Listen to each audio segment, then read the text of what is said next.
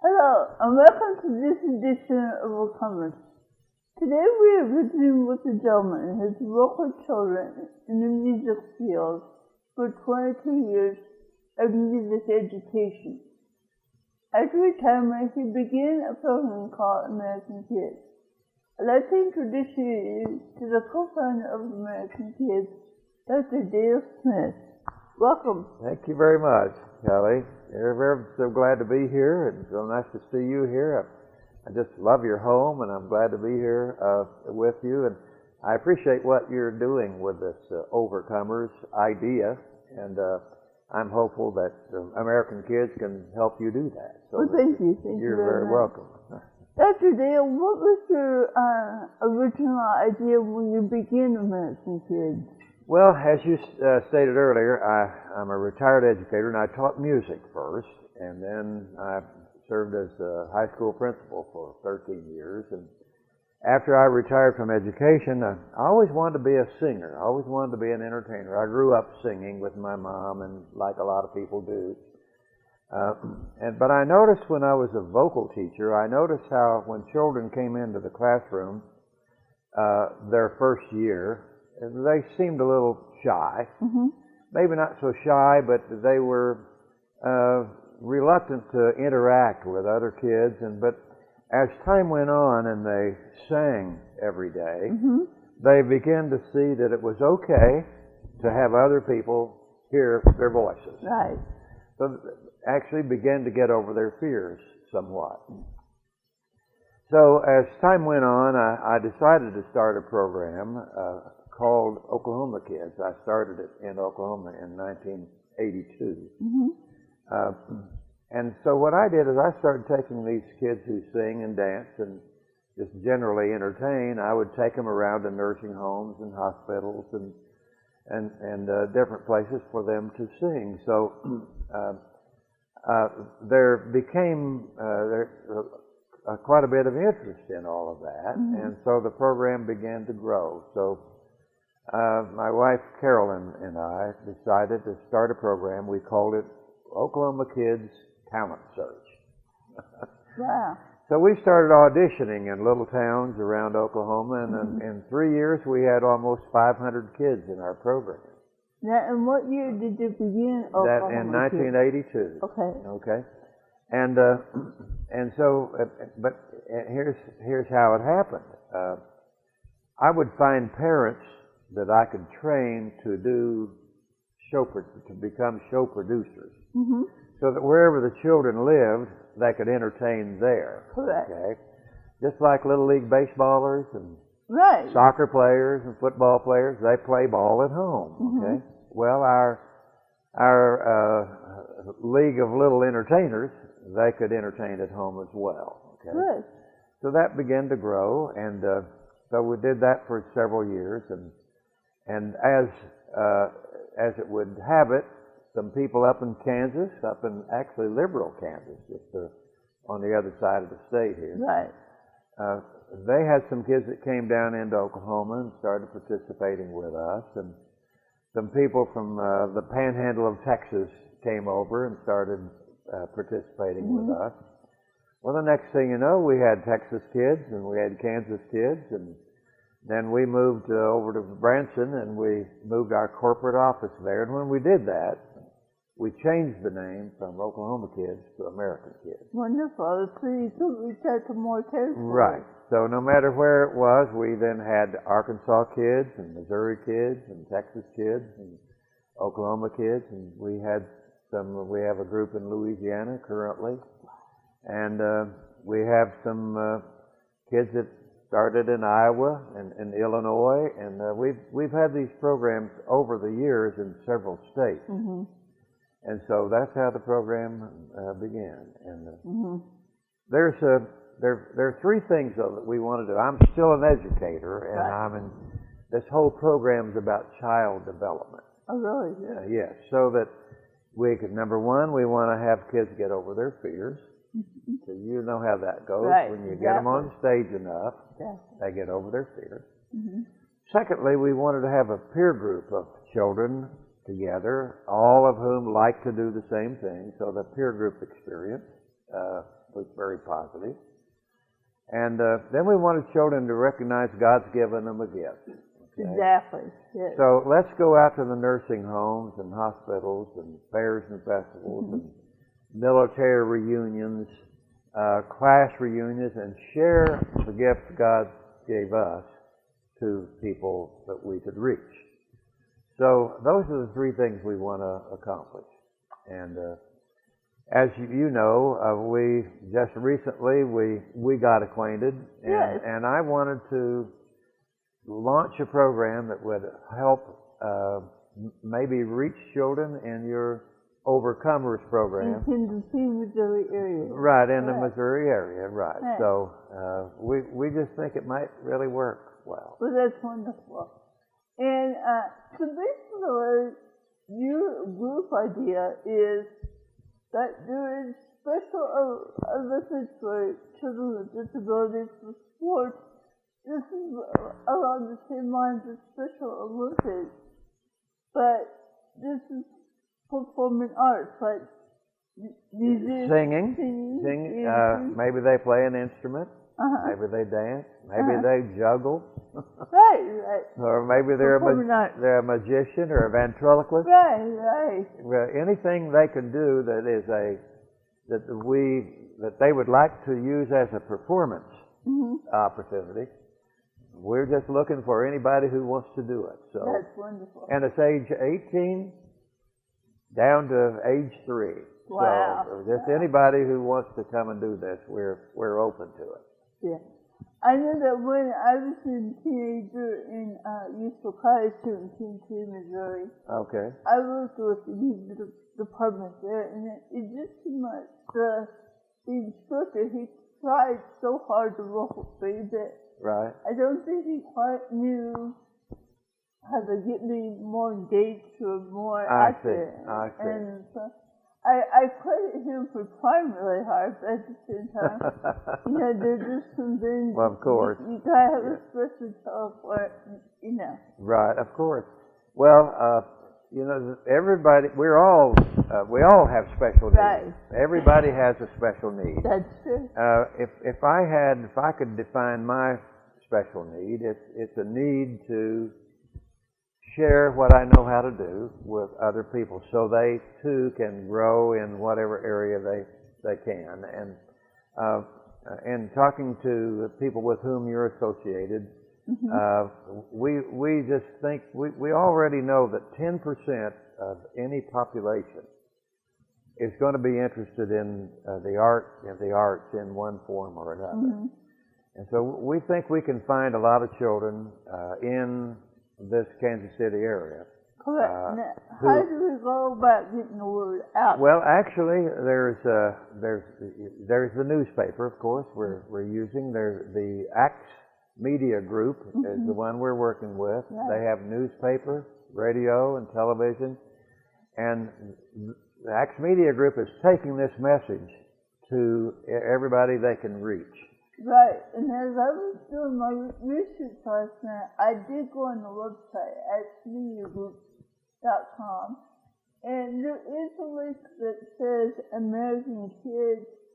If you will click on that link, that will give you more information, correct? Yes, correct, and we're going to have an audition in October. And what's the date? I believe that's the 17th it's the 18th and 19th of October. Yes. And we already have that set up. We have a place to do it. We're going to come and hear everybody and see everybody that wants to come and audition. There's no cost to it, and so we're just looking for kids who want to have fun with their talent and have fun with other kids. Well, that is wonderful. Now, I noticed that when I was doing research about American Kids, it says that you do workshops. Can you go Yes, into more detail we about do. that? Actually, there will be a time when, let's suppose we have a lot of kids come in and audition. Yes. Okay, they may sing a song, or they might do some other kind of an act. And what we would do is we would know at that point that most of them are not going to be ready to go on stage and do. Mm-hmm. So our workshop would include a period of time where I could come and work with them individually with their acts, or perhaps if they have a teacher. Just for example, a child who's going to go out and entertain, they need to have a costume. Mm-hmm. Doesn't have to be really glitzy or anything like that, but it needs to set them apart. You don't go out in your play clothes, okay, or your flip-flops, right? So the workshop would say, look, if you're going to go out and perform on stage, you need to set yourself apart from your audience, because you're there to give, and you need to give the impression that you're ready to entertain. So we would work with them on their diction. We might take there's something they can do with their hair, their makeup. In other words, they need to be ready to walk out on stage and say, this is who I am. Okay. Well, you know what, Dr. Dale, I think we're going to put this on pause for just a second. Okay. We need to give a little moment to a commercial break, and we'll be right back in just a moment. That'll be just great. Would you spend a penny to reach a new prospect? Axe Media connects with 20-somethings and baby boomers. Today, you are either out of sight, out of mind, and soon to be out of business, or seen, heard, and connected. This is Jackie Scott. Let me show you how to reach new business. Call Axe Media today at 816-457-0955. That's 816-457-0955. Do you think this might be a good option for us? Kelly, that's a great question. And what I find with most families, after sitting down and taking about 30 minutes to discuss your family's wishes and wants, we go back and we put together a plan for your family. We look at all your wants, all your needs, and develop a plan for your children for their future. If any of you families out there would also like to have a no-cost consultation, feel free to give me a call at 913-553-6952. Hello and welcome back. I'm speaking with Dr. Dale of American Kids, and we were talking about workshops. Right. Can you continue the description?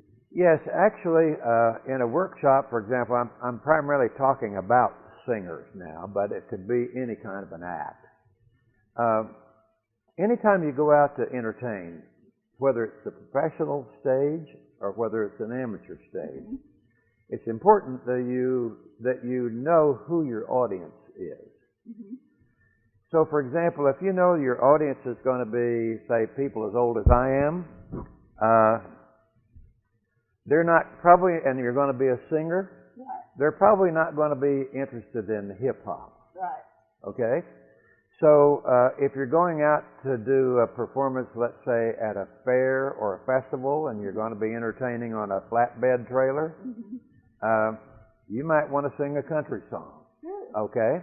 You probably wouldn't want to do hip-hop on a trailer bed at a fair and festival, okay? Because your audience is not going to be interested in that. You have to be specific with your dynamic, right? Exactly right. And when if you and in the process of that, you're going to select a song that you think might be familiar to the audience. So, generally speaking, you don't go out and do a song that you've written yourself as an opening. Okay, Right. You're going to do something really upbeat. You want to get the audience excited about what you're singing, and so workshops would include things like that. So, how do you dress? how the right song selection, the right length of the song, and then again, they're just and how do you prepare for all that? How do you look for the right songs? I mean, there's on the internet there are all kinds of opportunities to not only find songs, but you can get music tracks on the internet, and then you need a variety of songs, or you need a variety in your act. For example, when you see America's Got Talent on TV, Right. and people are there to win a competition so that they can take that act, let's say, to Las Vegas or to some other big show place. Right. The question that the judges always have, okay, I see what you do, but how can you make this an act that will be long enough to even warrant having people consider coming into their theater? Right. So how can you learn to make it from being mainstream into your own act? right, and so it's something that has to relate to whomever you're doing the act for. Correct. So there are just a number of things that there are things. For example, some people might be singing a little out of tune. Well, in our workshops, we can help them with that. Mm-hmm. So people will have questions about how to get into show business if they want to get into show Right. business. A lot of people will have that question. Mm-hmm. Well, we have some advice about that. Mm-hmm. First of all, show business is very short-lived. It's hard to plan a future in show business, especially if you're just now starting. So show business is a difficult business, and also realizing that if you're a little girl, 12 years old, and you're trying to get into show business, you got to recognize there are 10 million other little girls just like you who are trying to do the same thing. So. Okay, so with the workshops, you teach stage presence Right. and choosing the right song and length and all that. What else do you Okay, teach? there are things like preparation for anything requires more than a hit and miss sort of approach. Mm-hmm. That is, if you're going to entertain, you need to rehearse every day. You need to if you're a singer, you need to be singing a lot because your voice will get in better condition. Your voice is your instrument. Your voice is the instrument, and there are all kinds of ways you can color that instrument by the way you produce tone, or by the way one pronounces their words. Right. Enunciation. Enunciation. Diction mainly is the main problem with most singers. Right. Because if the listener doesn't know what the subject and verb is, Right. they won't ever get the story. I know that just talking on my talk show, my producers are always, before we start taping, say, okay, be careful, be calm, go slow. Right. Because if I get nervous, I talk too fast and then you can't understand me. It's the same way with singing, correct? Yeah, it is, and nervousness will cause you to do things with your mouth and vocal cords you don't normally. But that's one thing we want to get past. Right. We're going to get past all that nervousness. So Mm-hmm. workshops can be a question and answer session with parents about what we're trying to do with the program. Right. And that was my next question. How do we get the parents involved so that they can work alongside with the children? Right. Very good question. And this is what is going to make the program successful. Mm-hmm. Without that, it's going to be difficult. Just for example, I live in Branson, and I can't come up every week and rehearse children. Correct. But what I can do is I can come up over a period of time and help parents become the show producers that they need to be. For example, they need to be able to take these children out and introduce them and say let's suppose they're going to do a nursing home. Okay, they're Right. going to take some kids out to entertain at a nursing home. They need to have a little sound system with some small speakers. They need to have equipment that they can play CD tracks so that the children have their accompaniment with them. Right.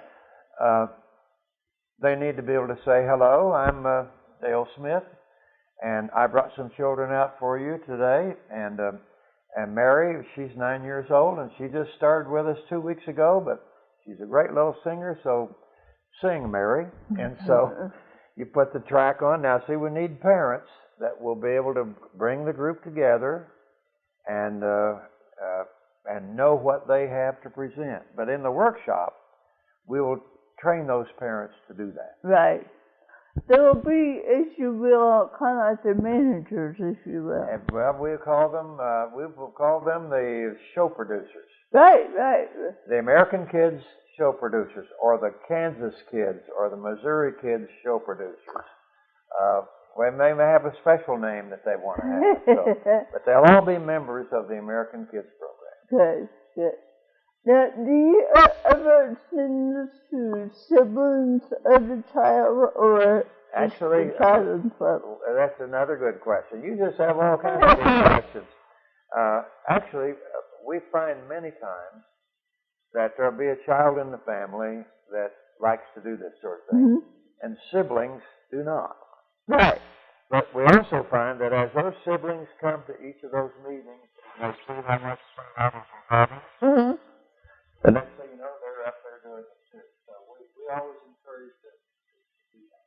But see, siblings may be the kids that come in and help set up the equipment. They may be part of the tech crew. They may be, who knows what they might do, but they can be a part of the program as well. And that's really good, is total family inclusion, because they're like, what, Johnny can go do so-and-so, why can't I? And, you know, that's better, because so much of the time when you're in music class in high school, or there are for quote-unquote regular kids, you know, they're supposed to need child is often like why can't I? Right. That's what we don't want. We do not want to separate children out. In other words, inclusion of the whole family is important. So we need to find things for every child within the family to be a part of what we're doing in the program. Well, Dr. D, I really want to thank you for your time today. Well, it's my pleasure. And I just thoroughly have enjoyed it, and I look forward to the next time. So we'll see these kids on stage, right? Yes. For more information on how to get enrolled and register for the tryout in October 18th and 19th, please go to our website at mediagroup.com.